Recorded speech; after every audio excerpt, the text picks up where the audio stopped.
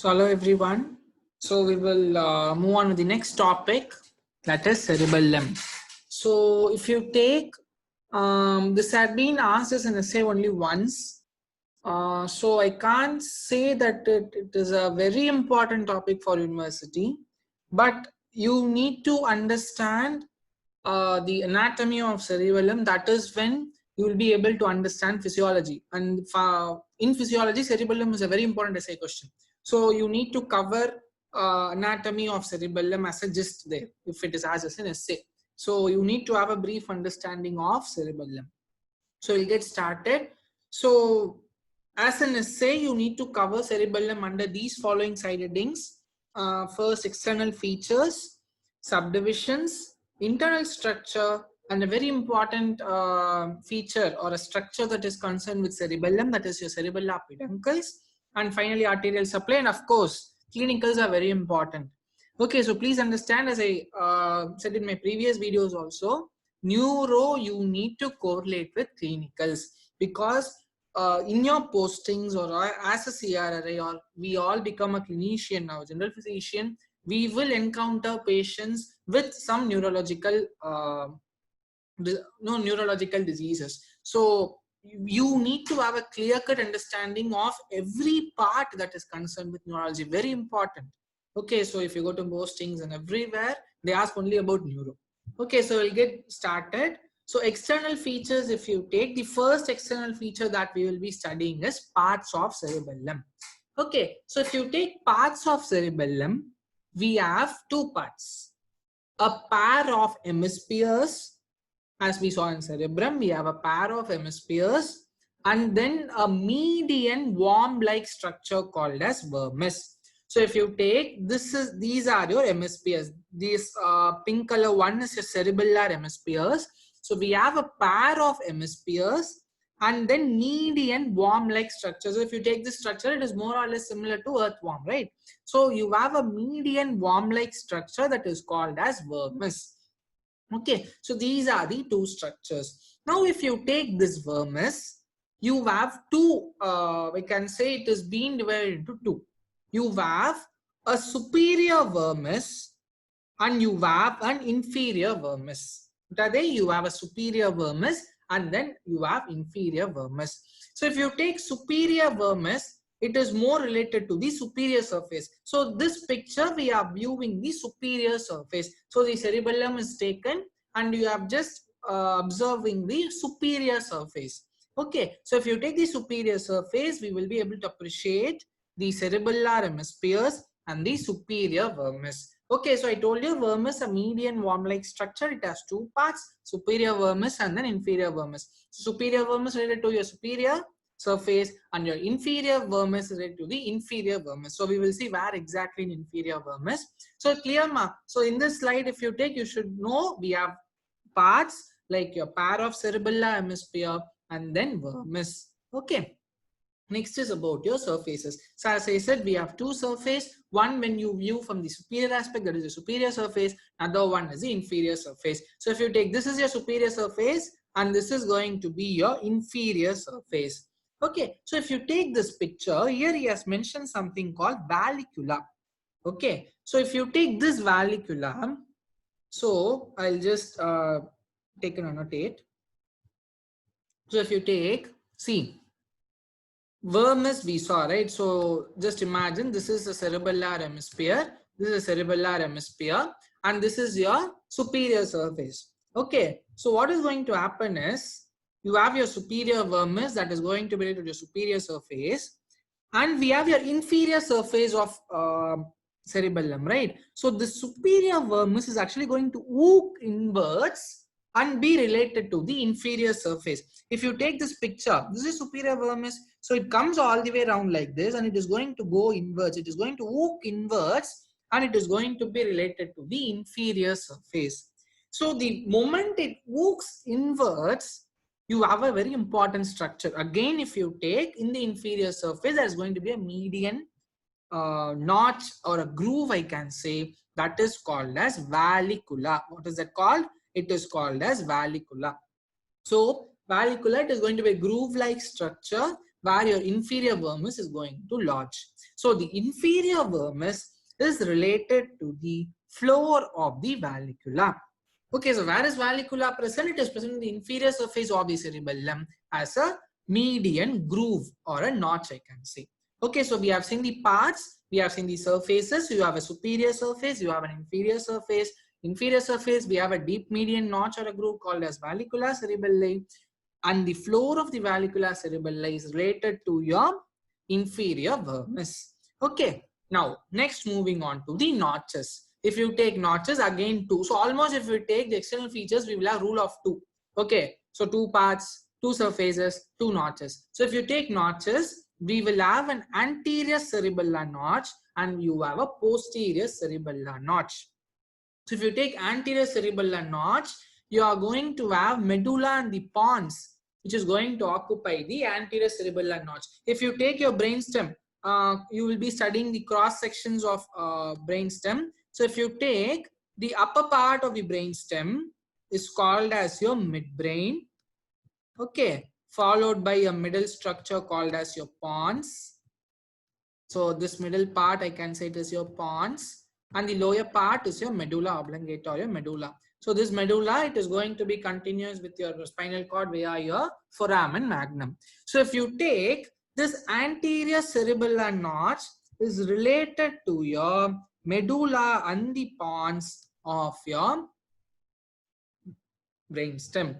Okay, so the anterior cerebellar notch lodges these two structures of brainstem. Whereas if you take posterior cerebellar notch, it is more or less related to your falx cerebelli. If you remember me taking dural folds, we saw some dural folds like your falx cerebri, tentorium cerebelli, falx cerebelli, and then diaphragma celli. If you remember, for practicals, I told it is important. So if you take cerebelli, so falx cerebelli means it is a sickle-shaped fold of dural fold, which is going to be related to your cerebellum. Tentorium cerebelli, ten-shaped fold related to your cerebellum. So all this we have seen already, right? So if you take the falx cerebelli, it is more related to your posterior cerebellar notch. Okay.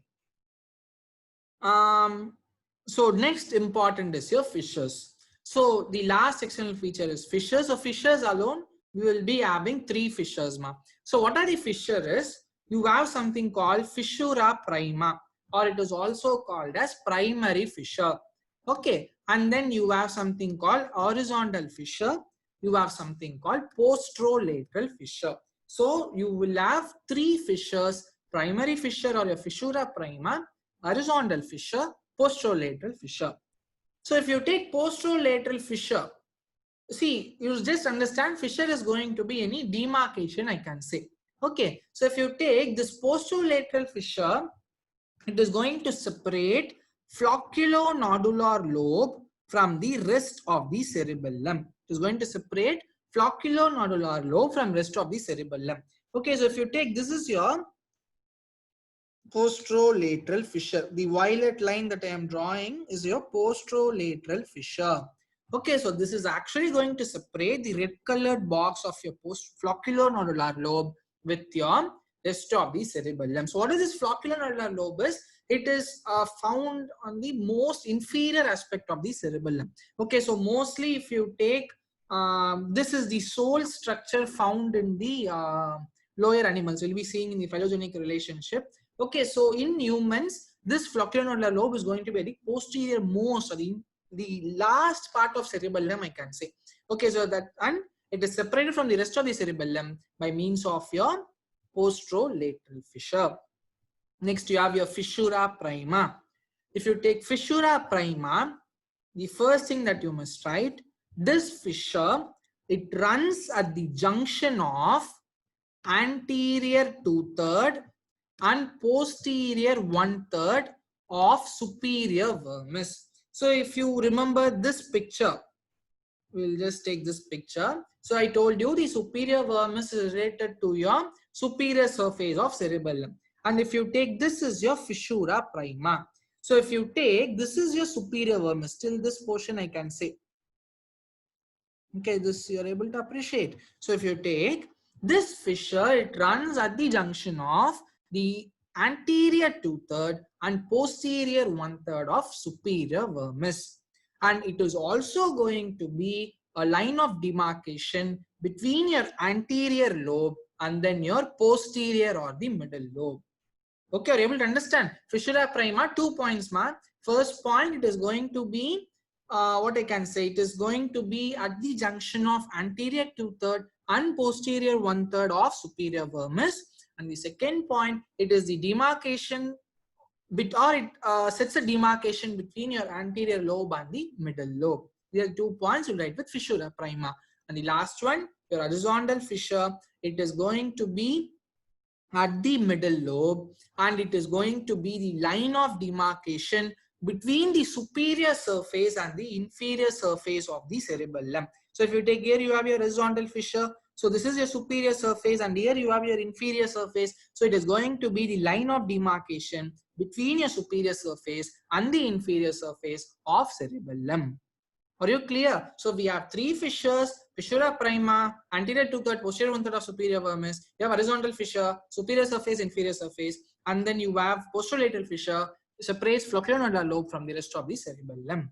So to quickly revise, you have parts. So 2 parts. One is your pair of cerebellar hemispheres, and you have a worm-like structure, vermis, superior vermis, inferior vermis. Inferior vermis related to your vallicula, floor of the vallicula cerebelli. So superior surface, inferior surface, vallicula I have told. Notches, you have an anterior cerebellar notch, you have a posterior cerebellar notch. Anterior cerebellar notch related to your medulla and pons of the brainstem. Thus your posterior cerebellar notch is related to your falx cerebelli. And we saw fissures. You have 3 fissures: primary fissure or a fissura prima, horizontal fissure, posterolateral fissure. Posterolateral fissure separates the rest of cerebellum from flocculonodular lobe. Horizontal fissure separates the superior surface from the inferior surface. Fissura prima, it is going to separate the anterior lobe from the middle lobe, and also it is going to lie at the junction of anterior 2/3 and posterior of superior vermis. Okay. Now moving on to subdivisions. This is next side heading that you must cover in your essay question. So the next is your subdivisions. So we have an anatomical subdivision, which means grossly how you will be able to appreciate the cerebellum, and morphological subdivision. So based on the function, based on its evolutionary mechanism, we have a subdivision. So anatomical, morphological. So this picture, we have anatomical subdivision. So anatomically, your cerebellum is divided into 3 lobes. We have seen already. We have an anterior lobe, okay, which is going to contain a projection called as lingula. We have a posterior or the middle lobe, where we are going to have pyramid. Okay, and if you take uvula, this is related to your inferior vermis. Okay, so pyramid is related to your middle lobe, and uvula is going to be related to your inferior vermis. Okay, and then you have a flocculonodular lobe. Because anatomically, anterior lobe, middle lobe, and your flocculonodular lobe. These are the anatomical divisions. I just mentioned about these structures because we will be seeing in the morphological subdivisions. Okay, so anatomically, anterior, middle, and then flocculonodular lobe. Now moving on to morphological subdivision. Very important and very interesting one also. So if you take morphological subdivisions, this is based on phylogenetic and functional criteria. So based on how the cerebellar structures evolved, okay, right from the lower animals to the higher animals like humans, and how based on the functional criteria, how it is being divided. Okay, so if you take, you would have studied in your lower classes about evolution. Okay, lower animals, you will have a set of structure. So as generation goes by, there is going to be some changes that is going to take place. What you call as mutation, variation, all these are going to accumulate for the surveillance, right? So similarly, if you take, even organs are going to show some evolutionary relationship. So lower animals, based on their environment, based on their need, there were some parts. Okay, so how the cerebellum had evolved in a period of time. So if you take based on this phylogenetic relationship and functional criteria, morphologically, it is being divided into archicerebellum, paleocerebellum or spinocerebellum, neocerebellum or cerebral cerebellum. Okay, so if you take this archicerebellum is also called as a vestibulocerebellum. In the next slide, I have put it as a form of diagram. Okay, so just understand, archicerebellum is also called vestibulocerebellum. Paleocerebellum is also called as spinocerebellum. Neocerebellum is also called as cerebral cerebellum. Okay, so if you take archicerebellum, was found in lower animals and was the oldest discovery, which means what? It was found in the lower grade. Okay. And the recently advanced one or the found one was a neocerebellum, so which is found in your higher animals. Okay. So archae, paleo, neo. So what you are supposed to include this is in your exams, you should write what it is also called. Okay. So that whether it is a vestibulocerebellum or your spinocerebellum or your cerebral cerebellum. Then what are the structures of cerebellum that is concerned with each subdivision, and what is the function of each part? Okay. So if you take archicerebellum or vestibulocerebellum, the two structures that are concerned is lingula and your folliculonodular lobe. Lingula and then folliculonodular lobe. So if you take, this structure and this structure is concerned with your archicerebellum. Okay. See, you need to understand one thing here, friends. See, you can't say archicerebellum is not found in this neocerebellum part. It's not like that. Okay. In lower animals, we do not find this portion. We have only these two structures. And over a period of time, we had new organisms evolved. So based on that environment, there were some adaptations taken by those evolving organisms. So we had some additional parts of cerebellum coming into play. And after another period of time, we had humans, okay, and higher grade mammals that came into environment. So based on their needs, the organs were developed. This is the phylogenetic relationship. So if you take archicerebellum, which was the first evolved cerebellum, there were only two structures, that is your lingula and then flocculonodular lobe. Okay, and what is its function? We saw vestibulocerebellum. Okay, so if you take vena, it is meant for your maintenance of posture and tone of trunk muscles, very important.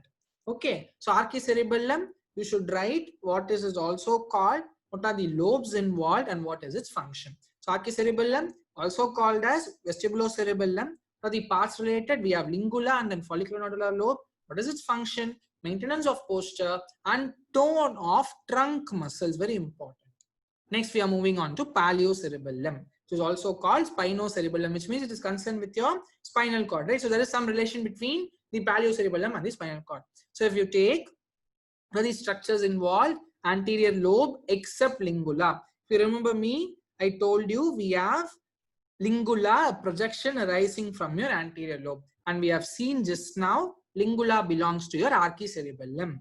So if you take paleocerebellum, it includes the entire anterior lobe of cerebellum except lingula, and then you have the pyramid and the uvula of inferior vermis alone from the middle lobe. So which means I can say, we will try to paint now. See this portion, okay, and then these two. These two structures are only related to your paleocerebellum. Okay, this is related to your paleocerebellum. Okay, it is also called spinocerebellum. So what is its function? Maintenance of tone of your muscles of your limb. What is that? Maintenance of tone and posture of muscles of the limb. So if you take trunk muscles, function lies in archicerebellum or vestibulocerebellum. If you take paleocerebellum, it is concerned with the tone and the posture of muscles of your limbs. Okay, next neocerebellum, which is the latest evolution in the cerebellum, which contains middle lobe except your pyramid and then uvula. So let me highlight it in another color.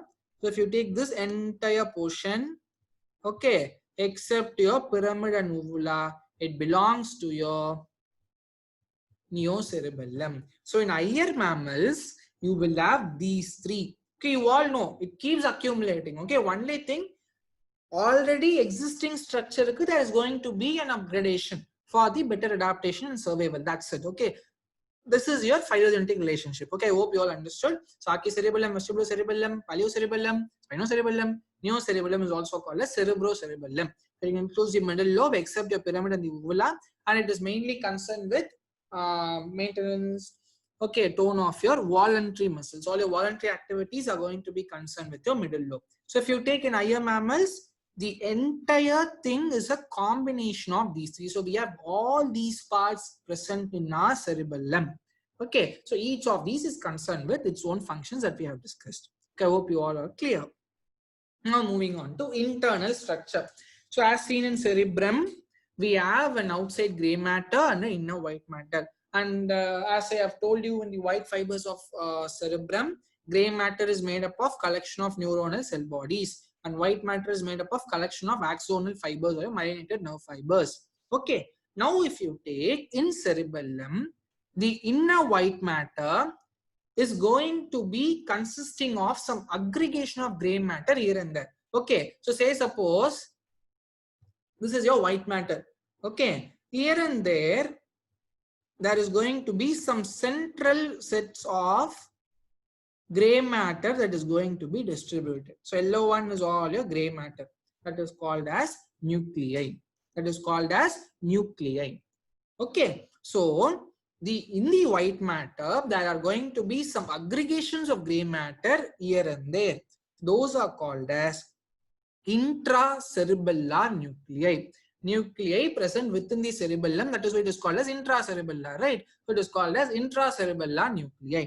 Okay, so outside gray matter, inner white matter with aggregations of gray matter here and there called as intracerebellar nuclei. And if you take the cerebellum, the outer surface, that is your thin gray matter of cerebellum, is going to consist of parallelly arranged fissures with folia in between. Okay, so if you take this structure, I'll just draw. Okay, so if you take the cerebellum, will go like this, something like this, right? So if you take it, is going to consist of parallelly arranged fissures. We all know what is a fissure, demarcation which we saw, with in between dipping folia. Okay, so if you take this portion is your folia. Okay, and this is your fissure. So you have parallelly arranged fissures with folia in between. And if you take one more surprising point, the white matter of cerebellum is going to be arranged in form of branches of a tree. So if you observe this picture, very good picture. So if you take this is your white matter, all these red color portions are white matter. All these are arranged like a branches of a tree. If you're able to appreciate in this picture, this kind of an arrangement is called as arbor vitae cerebelli. What is arbor vitae cerebelli? Arbor vitae cerebelli is nothing but arrangement of white matter like a branches of a tree is called as arbor vitae cerebelli. So you have an intracerebellar nuclei and then arbor vitae cerebelli. So these are the points you must remember in internal structure. Now, one more very important thing, what are the layers of cerebellum? Very important for a physiology also. Okay, you can have an MCQ being asked from this topic, so please listen. So if you take, we have mainly 3 layers. Okay, MPG. Okay, so you have an outer molecular layer, middle Purkinje layer, and inner granular layer. So all these layers, they are going to contain some neuronal cells. So you should know what are the neuronal cells present in each layer and what is its function. Understand, in these 3 layers, we have 5 types of neuronal cells. That is what I have listed here. So you have something called as a basket cell, you have a stellate cell, you have a Purkinje cell, you have something called granular cells and Golgi cells. So the 5 types of neuronal cells found in the cerebellum are basket, stellate, Purkinje, granular, and then Golgi. So if you take, in which layer, what are the cells are present? Molecular layer. So if you take, you are going to have 2 types of neuronal cells, that is your basket cell and then your stellate cell. So you can have an acronym like MSB. Instead of MSD, the great MS Dhoni, we have MSB here. Okay, what is that? I'm really sorry. MSB. This is the acronym. So you have molecular layer wherein you have your stellate cells and the basket cells. Purkinje layer, you have your Purkinje cells. The very important point that can be asked in MCQ is, what is the shape of Purkinje cell? Purkinje cell is a flask shaped cell. What is it? It is a flask shaped cell. Okay, so they can ask you questions like, name the layer of cerebellum where you find flask-shaped cells. Okay, so you need to know. So the flask-shaped cells are called as Purkinje cells that are found in your Purkinje layer. Next, granular layer, you have your granular cells and then your Golgi cells. Okay, now if you observe, all the cells I have put it in black except your granule, which is in violet in color. Why? Because see, all these neuronal cells are going to be inhibitory in function, which means inhibitory in the function in the sense the neurotransmitter that is going to be released by these neurons are of an inhibitory type. Example, I can say GABA. So GABA is a very important inhibitory neurotransmitter found in CNS.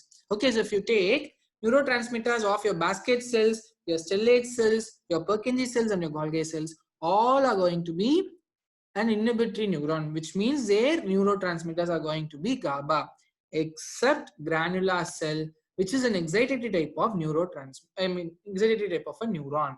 Please understand a very important point that you should know. Okay, so we have 5 cells, out of which 4 are going to be an inhibitory type and 1 is going to be an excitatory type. I hope you all are clear. So MSB, okay, molecular layers, stellate cell and the basket cell. Now, coming on to internal structure. So we saw your white matter is going to be containing some masses of gray matter here and there, and those are called as intracerebellar nuclei. So if you take, we have 4 types of intracerebellar nuclei. You have something called as a dentate nucleus. You have something called dentate nucleus. We have something called emboliform nucleus. We have something called globose nucleus. We have something called fastigial nucleus. So if you take, this is a very good acronym, Dr. Erel's girlfriend. Okay. So you should know the order in which these nuclei are arranged. So from the lateral aspect to medial aspect, you have doctor, that is dentate nucleus, followed by we have Erel, who is emboliform nucleus. We have girl, who is globose. We have friend, fastigial nucleus. So from lateral to medial, this is the arrangement, and this is the acronym Dr. Erel's girlfriend. Okay, these are the 4 types of nuclei found. So you should next know which nuclei is concerned with which cerebellum. So if you take dentate nucleus, it is concerned with neocerebellum. So if you remember neocerebellum, you are going to have the entire middle or the posterior lobe of cerebellum except pyramid and uvula. Okay, so in neocerebellum, we have the dentate nucleus. So dentate nucleus is going to receive fibers from neocerebellum. Okay, we'll be seeing the next slide what happens. And if you take emboliform and your globose nucleus, very important point, it is together called as nucleus interpositus. Okay, Erel's girl, together called as nucleus interpositus, and both these structures are called as paleocerebellum, or they belong to paleocerebellum. So they receive fibers from paleocerebellum. Okay, you all know paleocerebellum. What are the structures we have? We have the anterior lobe of cerebellum except your lingula, and we have pyramid and uvula. Right. So emboliform and globose nucleus, they receive fibers from paleocerebellum.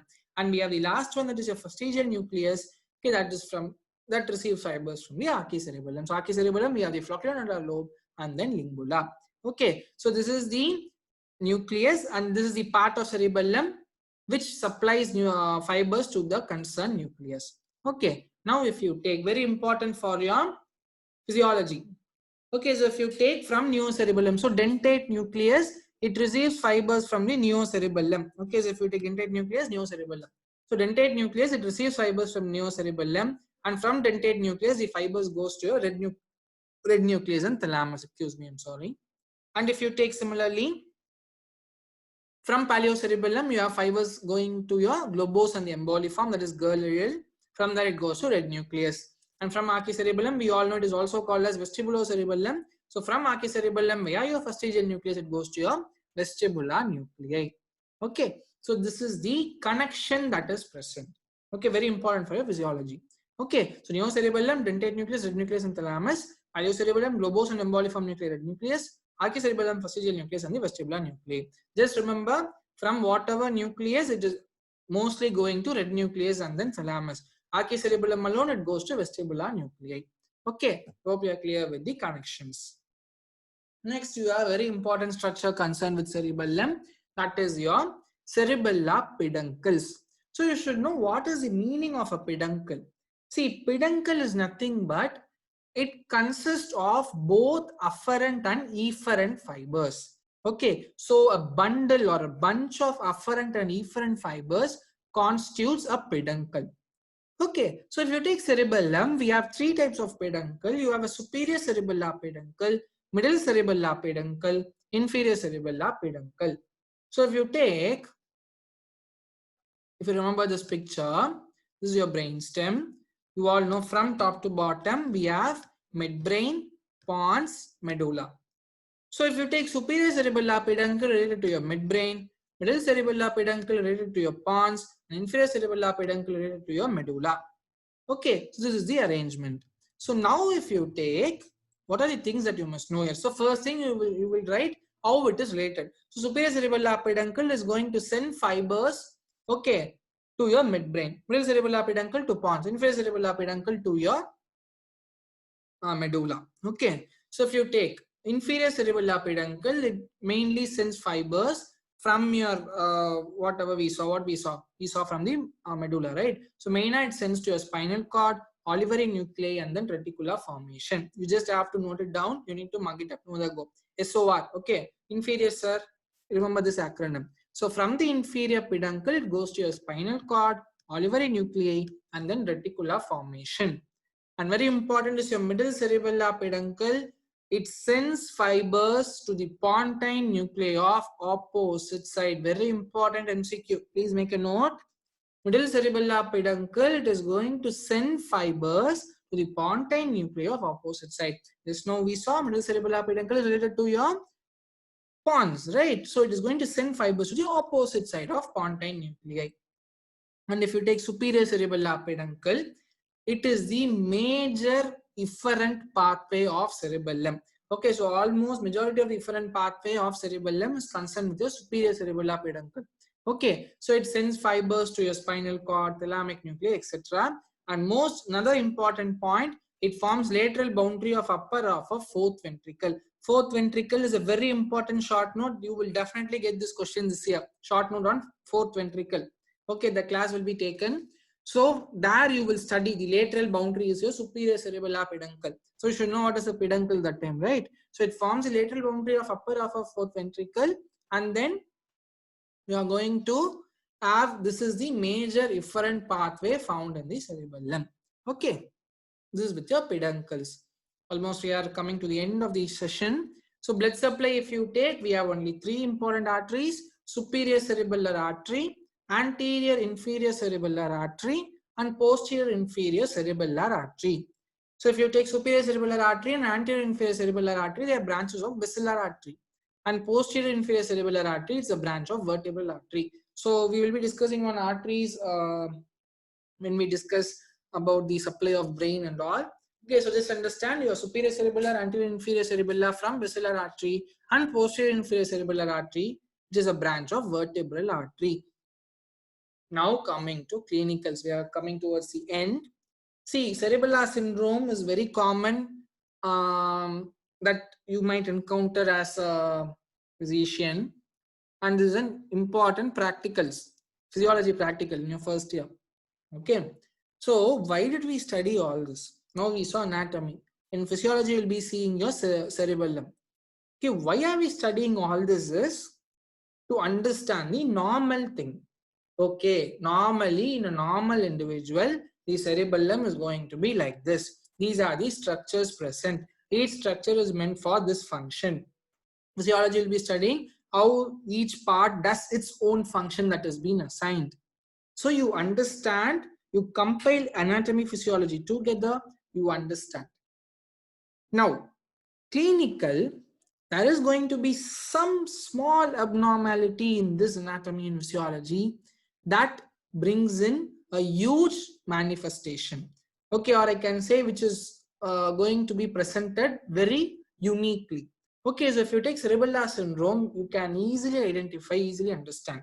So you'll just see through some GIFs. So cerebellar syndrome. So what is a syndrome? It is a group of symptoms, right? What are the group of symptoms? We will see. First one is a staggering gait. So if we take this as a GIF to represent staggering gait, so we saw, if you remember, cerebellum is meant for maintenance of posture and tone of muscles. Archicerebellum for trunk muscles, your paliocerebellum for your muscles of the limb. So what happens in staggering it? So there is going to be hypotonia of the muscle. So if there's any lesion in cerebellum, then its function is not going to be performed. So what is going to happen? There is going to be generalized muscular hypotonia. And in generalized muscular hypotonia, due to a lesion in cerebellum, it is manifested as a staggering gait. So if you observe this picture, this man is not able to walk in a balanced position. So he's just trying to sway here and there, right? So this is called as a gait. So what is this? So you have lots of types of gait. You have a staggering gait, you have shuffling gait. So we'll be studying in physiology, need not worry. So in case of a staggering gait, please understand, the person will have an imbalance during walking and his feet will be apart. If you observe people who are coming behind this man, you're able to observe the feet are going to be in close proximity. Even if you are walking, the interfeet distance, I'll just draw to make you understand, okay? Never mind by diagram. See, this is a feet, this is another feet. Okay, okay, there is some disproportionate size, need not worry. Just understand the concept. So normally if you take during walking, the interfeet distance is going to be very less.